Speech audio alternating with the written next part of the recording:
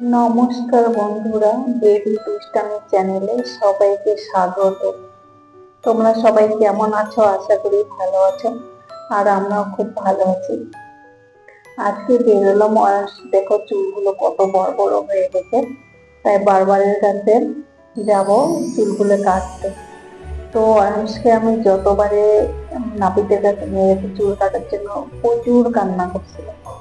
তখন ছোট ছিল, এখন ভাবছি তখন তো ছোট ছিল, তো কাঁদছিল। তো এখন তো একটু বড় হয়েছে, তো এখন তো কাঁদে কিনে দেখো ওর এদিক সেদিক দেখাচ্ছে, মানে নাপিতের কাছে বসতে চাইছে।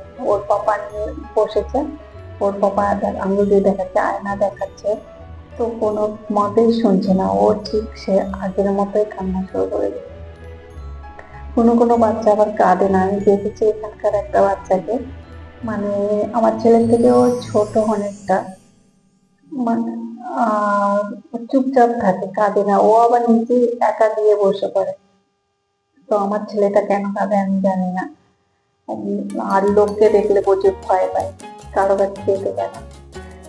তো এরকম করে চলছে। তো কি করবো, তবুও তো কাঁদতে হবে জোর করে। কাঁদলে তো আর কিছু করার নেই। দেখো কিভাবে কাঁদছে। আমি বাইরে বসে আছি, তো ওর বাবা ঘরে ঘরে অনেক ছেলেগুলো বসে আছে, তা আমি ঘরে যাইনি, বাইরে ছিলাম। তো আমার কাছে আসতে চাচ্ছিল, তো এখন একটু চুপ হয়েছে। দেখো শেষ পর্যন্ত দেখতে থাকো ভিডিওটা, দেখে শেষ পর্যন্ত সে কাঁদে কিনা। আর কাঁদতে চাচ্ছি না, এদের কি শুরু করে ভালো লাগছে না, কি কাঁদছে।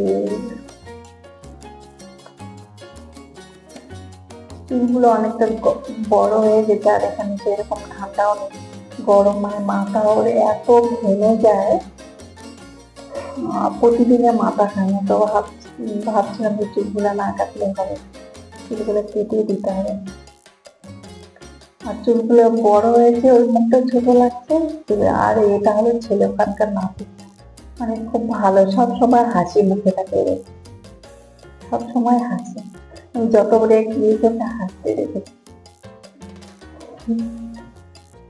এটা হলো আরেকজন, দুজন ওখানে কাজ করে, কাঁদছে এখনো কি হবে। প্রচুর কান্না করে গেছে, প্রচুর, মানে সমুদ্রের সব জল ওকে ওর পেটে চলে আসছে।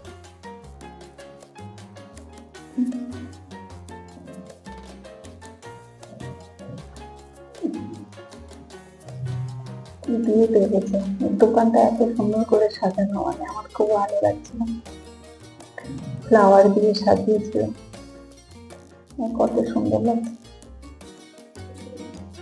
ফ্লাওয়ার দিয়ে সাজিয়ে এখনো কাজ শুরু, শেষ পর্যন্ত কাঁদবে। আমি দেখা যাক কত কাজ।